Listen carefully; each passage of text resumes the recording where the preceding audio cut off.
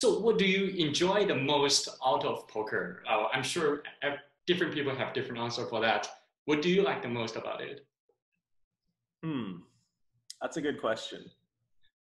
I like the hands where I really feel that I, owned a good professional. Like, when I'm at a table with someone who I think is a respected player, someone who I think is, owning a fish is not that exciting, but when you're up against someone that you view as, a top 1,000 or top few hundred player or whatnot, and you play a hand against them, and, either it's a live thing where it's just like, you're giving away so many tells, I know you're bluffing, or a strategic thing where it's just, I've kind of, studied your game well enough to know that you bluff way too much in the spot, and then you make some very light call, and they have some hand that should have been too strong to ever consider bluff with, to where, hey, this guy was 80% bluffs. anything where you're playing against someone that is quite good, and you just feel that you demonstrated that you're better. I think that was one of the things that you kind of like, that I miss the most about playing, I suppose. It's interesting you mentioned when you own the poker, like the guys who are really good at it. So because it has been many years, who do you think was the most intimidating player you played with in a live tournament?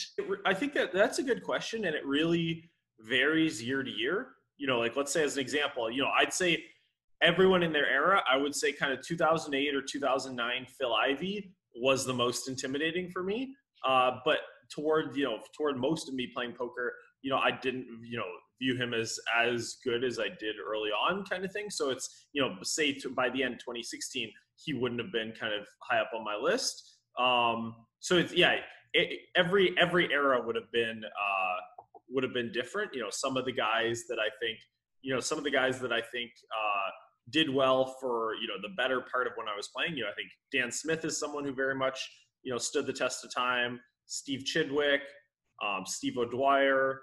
When I left, I would say, maybe number one would have been Fedor Holtz. He was kind of less years because he was kind of, more on top for, about 2-3 years instead of, a lot of guys who were on top for 5 or more years.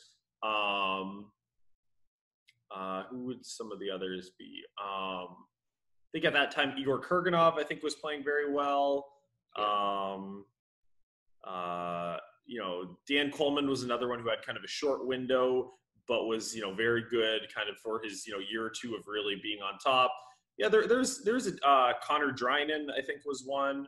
There was a bunch of guys. I never had kind of one standout guy, but kind of throughout the better part of the super high roller circuit, those would be, and I'm sure I'm forgetting some names. Like, I'm sure I'll a minute from now I'll be like, oh, I forgot him. But those would be kind of 6 or 7 guys that I thought were pretty consistent with their game and pretty tough to play against.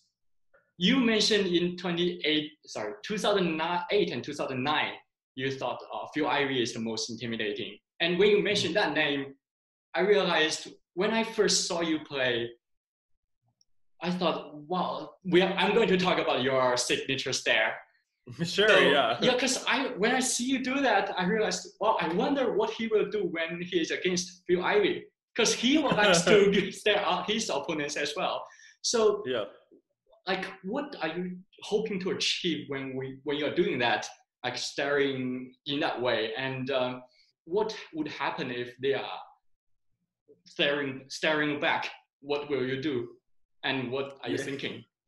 Yeah, so I guess I'll answer the kind of what am I trying to find when I'm staring at someone? The same. I'm just mostly trying to find if someone looks different than they normally do. If I've seen someone, value bet 3 times and he looked kind of the same way all 3 hands, and now he looks a little different the 4th hand, you can likely think, okay, he doesn't have just a normal value bet again. He's probably more likely to have, a bluff, or, especially if he's kind of an amateur player, maybe a hand that's so strong he's nervous. He has 4 of a kind, and the reason he looks different is because he's so excited by his 4 of a kind. So a lot of it is just, when you read books on poker tells and stuff, they put so much emphasis on very specific tells. The guy touched his ear, that means he has a flush, something. But in reality, I think most of poker tells is just kind of just sensing if, you know, things don't feel the way they normally feel. And if, you know, if the person's kind of behavior feels a little bit different. And so that would be most of what I'm looking for. Beyond that, especially in the less competitive tournaments, like in the main events or some side events, or even when the stakes get high in a super high roller, when, you know, some of the opponents are less experienced in them, a lot of it as well, beyond just trying to pick up reads, it's kind of every time you're in a pot with me, you know you're going to get stared down kind of thing. So a lot of that can get people to be more cautious. So I think there have been, especially in main event type hands, there have been a lot of scenarios where it's like people are so averse to playing hands against me that when someone goes and 3-bets me, I might be able to make some folds, you know, fold an ace queen offsuit to a 3-bet or something, when someone else might not be able to do that. But when I'm against like a sufficiently tight player, you know, it's sort of, hey, I don't think this guy is just making his like 3-bet with, you know, 7-6 suited when he knows he's going to spend the next 5 minutes getting stared at kind of thing. And some people go the opposite way. If someone's sort of that, you know, that confident 21-year-old kid who's used to playing behind his computer and doesn't want to get kind of, you know, owned by the more routine pros, a lot of times there, you know, you can see sort of the swagger of the kid. You just know he sees my stare and is intentionally going after me looser than normal to prove that my stare does nothing. And, you know, a lot of situations there, you can just be like, okay, I'm 4-betting this guy with any 2 kind of, you know, there's a lot of, you know, most people I think get tighter, but I think a few people get a lot looser, and they often sort of make themselves apparent, just sort of the more you do, you know, the more you kind of, do at the table. And then the next comment was, what do I do when someone stares back? The answer is usually just kind of keep staring. You know, for me, I never really stare when the action's on me, or like I do a little bit, but I often just kind of want to, you know, play with my chips, make my decision, and then stare at them kind of. So, you know, sometimes you get the situation where you raise, a guy calls in the big blind, and then the flop comes and you're staring at him, seeing kind of his reaction to how he looks at the flop. Well, if he stares back at you, well, now he doesn't know what the flop is kind of thing. So like a lot of those situations where it's like, when I'm in position, I'll always be staring at the guy, trying to get his reaction to what the turn card's going to be, etc. Whereas for me, when I'm out of position, I'm not just staring for the sake of staring. Like I'll look at what the turn card is, and then, you know, I'll start making up my mind. So, you know, there are some guys who really just want to win every staring war, and at some point the dealer will go to them, the action's on you, sir. You need to figure out what the river card was, you know. So yeah, no, you do get into some staring matches. And, you know, I think I was, you know, better at them than most people. I think there are some people who would usually, you know, beat me. You know, I think Steve O'Dwyer would beat me in a staring contest more often. I think there's a few other guys that I think had, you know, would, I'd be like, shit, now I got to stare at this guy for 4 minutes. So, you know, there's some people who would usually get the best of me, I think. But most 9 guys out of 10, I feel like I can, you know, keep the intensity on longer than they can. Yeah. Okay. Yeah. When they are trying to prove something so hard, it's more likely for them to make mistakes as well. So they want to beat you when in staring, then they will lose in the poker game. So yeah, great that you mentioned live tails. So, you know, in 10 years ago, there weren't many people thinking about GTO or talking about GTO. And nowadays, there are so many young players coming out, and I don't feel personally that they focus a lot on live tails.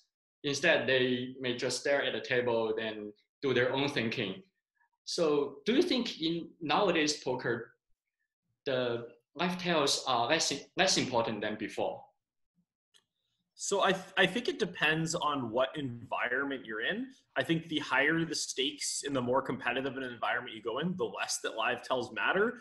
Just because, you know, if you think about it, let's say 10 years ago, you wanted to make a big bluff in a huge pot, you know, with your 7 high or something, and you weren't sure if it was a good bluff, but you just decided, I'm going to pull the trigger and, you know, bluff Mike McDonald or bluff Phil Ivey or something.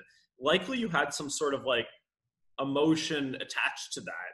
And what you're trying to sniff out is that sort of emotion. Whereas now, if you've just done, play entirely GTO, and you know that the solver, 100% you're sure the solver would encourage you to bluff here. Now, instead of you having emotion associated with the situation, you have sort of more logic.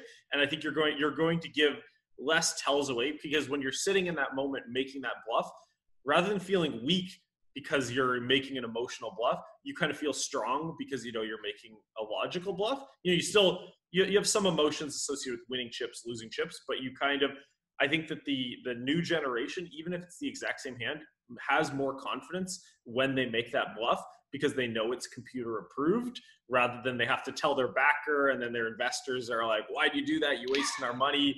Now you don't get to play these tournaments, So I think it gives people more confidence. That said, I think it lends itself to overconfidence, where I think a lot of the kind of, if you look at the guys that are crushing these days, yes, a lot of them play GTO, but it's not as if those are the same guys that are the biggest winners online in all circumstances. And I think you'll probably have a lot of guys who are, kind of big online winners, good with solvers, and then go play live and assume everything will work.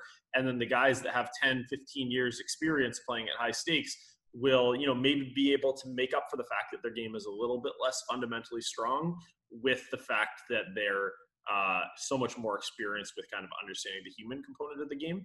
And then on top of that, when you go play a main event or any kind of easier tournament, I think the live tells kind of come back into play more. I think that, it's like for, some people made this comment. I think this is a little bit overstated, but when I go play the World Series main event each year, I don't play, poker really, and I'm 4 years behind the times, but some people kind of made the comment that for someone like me, who the only poker I play is in such an uncompetitive environment, they think that I might still be one of the players with a bigger advantage there, because if every day you spend battling the best in the world, you get so used to these things. You're like, oh, well, now I got a 3x pot to turn, and you play this, high variance strategy that is more like the poker you always play and the poker is right becomes something that's kind of too advanced for your opponents. Yeah. And the fact that I don't really know what that super advanced 2020 era GTO poker is means that, maybe a few-year-old game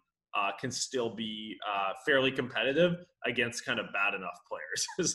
so I think there can be a little bit where, the GTO play is definitely far from the most profitable play when people aren't that good.